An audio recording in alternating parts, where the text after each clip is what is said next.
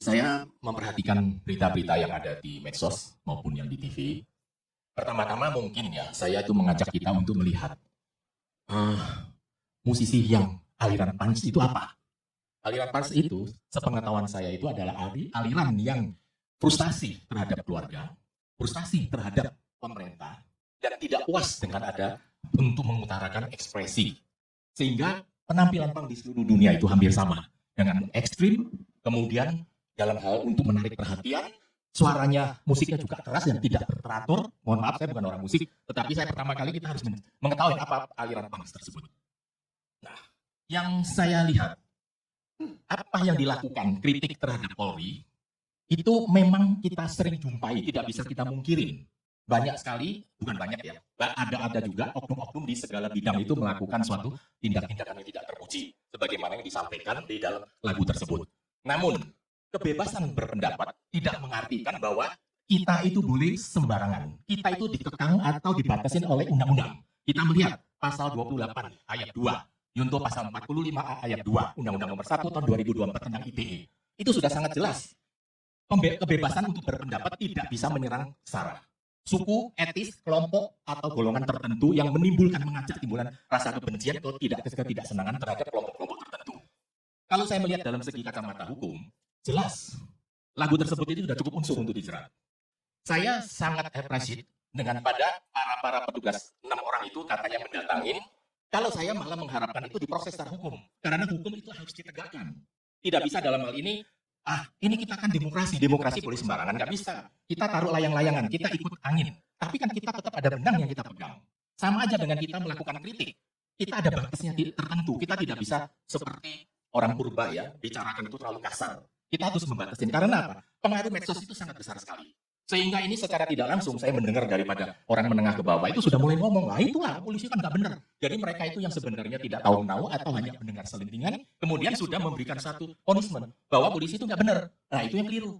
Jadi saya hanya berpendapat, bila teman-teman 6 orang daripada cybercrime itu kemudian diperiksa propam, silakan, itu urusan internal daripada Polri. Tetapi sebenarnya menurut saya mereka itu sudah melakukan tugas sebagaimana mestinya. Dalam hal ini tentu ada pertimbangan tertentu. Apakah dalam proses itu perlu dilanjutkan atau bagaimana? Saya juga sangat kagum dengan Pak Kapolri yang mengatakan bahwa di mereka itu akan dirangkul menjadi duta Polri. Silakan aja. Namun dalam hal ini tetap ya, kita merangkul seseorang atau merangkul orang yang jahat itu tidak berarti kita tidak meluruskan.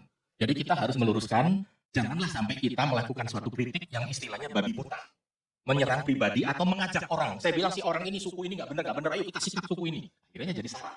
Itu yang tidak kita inginkan. Jadi saya minta ya law enforcement itu harus diterapkan.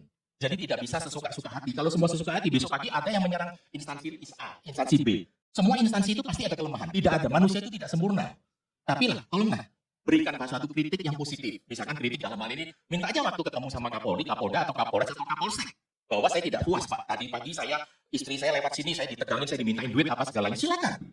Tapi kalau pimpinan-pimpinan tidak menanggapin, ya kita naikkan satu tingkat lebih tinggi. Tapi kalau sampai dengan ucapkan di dalam medsos, mengajak orang-orang supaya benci golongan tertentu, saya tidak sependapat dan saya sangat tidak suka dengan cara demikian. Nah, dalam hal penegakan hukum itu, saya memang ada suatu seperti contoh yang saya rasakan. Memang kan, dengan anggota 460.000 yang menurut Pak Arief ya, kurang lebih, kita masih sangat kekurangan. Apalagi di kota besar kan, polisi LP yang masuk sehari itu mungkin ratusan. Kan gitu. Jadi mereka juga kalang kabut untuk menanganin. Tetapi sering dialami oleh masyarakat. Bahkan saya sendiri merasakan. Saya membuat LP itu, kalau kita tidak atensi datengin terus ya, LP itu tidur terus. Ya, kan mungkin mereka punya alasan, Bapak lihat Pak, ini setumpuk segini Pak, bagaimana saya mau nanganin? Nah, kalau memang ditumpuk banyak, lapor pimpinan. Ya kan, minta bantuan backup dari Mabes Polri, backup dari Polres atau Polda misalkan. Itu kan setidak-tidaknya atau dibagikan kasusnya. Karena orang yang berperkara itu kan sangat menantikan suatu tindakan yang nyata. Bukan hanya bilang, ya Bapak tunggu aja Pak, nanti saya kabarin. Nah ini tunggu-tunggu bisa ada yang berbulan-bulan, ada yang bertahun-tahun. Nah itulah yang perlu kita melakukan satu introspeksi. Dalam hal ini saya tidak mengatakan benar. Banyak yang kurang. Tapi apakah kita sadar Pak? Bila kita tidak ada polisi, 1 jam aja Pak, Indonesia jadi apa Pak? Chaos Pak kita Pak. Kita nggak usah bicara Pak, 1 jam aja kita, atau setengah jam aja kita nggak ada polisi semua itu melakukan mogok Pak. Hancur kita Pak. Chaos Pak. Jadi mereka itu sangat berat berpikul beban. Misalkan ada yang mengatakan bahwa polisi minta kadang-kadang Pak, saya sendiri aja Pak. Saya salah jalan di stop polisi Pak, gini. Adik, ini ada rokok. Bukan saya mau menyuap. Saya kasihan. Dia itu tarik matahari, harus mengatur dan kemudian dengan sopan menegur saya memang saya salah.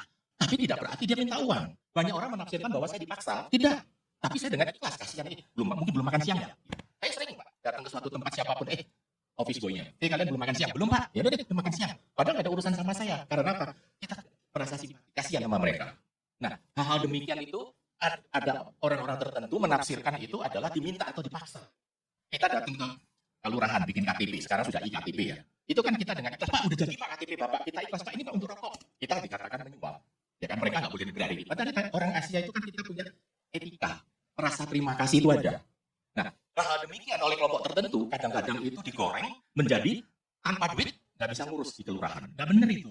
Ya tergantung lah, ya mau nggak kasih pun mereka nggak akan marah kok. Saya tahu itu. Lah polisi dalam hal ini kita bikin laporan polisi, Pak ini Pak untuk beli minum tadi saya udah minum aqua di sini. Bukan berarti kita dipaksa minta uang, tapi kita dengan ikhlas memberikan. Ya itu kan tergantung individu setiap orang ya. Ya, saya kembalikan pada masalah soal Sukatani ini. Kritik itu benar, tapi kritik melalui umum mengajak masyarakat untuk melakukan benci terhadap instansi, saya tidak sependapat. Dan saya merasa sebaiknya itu diproses sesuai dengan hukum. Tapi tergantung dari Polri. Saya tidak intervensi, tidak ikut campur, dan saya tidak punya wewenang. Tapi itu pendapat pribadi saya. Kira-kira demikian Pak Kami. Semua public statement akan menghasilkan public opinion. Pasti itu. Dan public opinion terpecah sekarang. Bayar. Public statement diucapkan di depan publik. Menimbulkan kontroversi. Bandingkan public statement bayar dengan public statement yang bunyinya hidup Jokowi. Apa bedanya? Dua-duanya public statement. Status ontologinya adalah public statement. Si penyanyi yang bilang bayar. Perlu klarifikasi, karena itu public statement mesti diklarifikasi. Arahnya apa? Presiden Prabowo mengucapkan hal yang sama. Siapa yang mau klarifikasi? Buat fairness dalam demokrasi. Dua-duanya menimbulkan public opinion. Dua-duanya menimbulkan gonjang-ganjing. Si seniman dengan kecerdikannya membuat diksi itu. Jadi polisi, bayar polisi. Mau jadi polisi, bayar polisi. Kan begitu tafsir epistemiknya. Mau jadi presiden, puji presiden. Sama status. Sudah jadi polisi masih bayar polisi. Sudah jadi presiden masih puji presiden. Saya terangkan ini sebagai problem narasi ya. Ada urusan saya dengan kekuasaan. Tetapi supaya fair, kita mau nilai juga kecerdasan publik itu sudah melampaui kemampuan tipu-tipu kekuasaan. Itu intinya tuh. Jadi kita mau anggap bahwa ini betul-betul terbuka satu prosedur demokrasi untuk mulai memilah mana yang menyebabkan orang ingin memuji, mana yang menyebabkan orang ingin mencaci. Kalau kita belajar hermeneutics itu, ilmu tafsir tentang narasi, tafsir tentang undang-undang, sangat mungkin si pembuat lirik bayar ini sangat mencintai polisi itu. Karena itu reverse logiknya dia bilang, kesel gue karena bahkan mau jadi polisi mesti bayar tuh. Artinya dia pengen jadi polisi, tapi dia ingin polisi bersih kan? Kan begitu psikologi terbaliknya kan?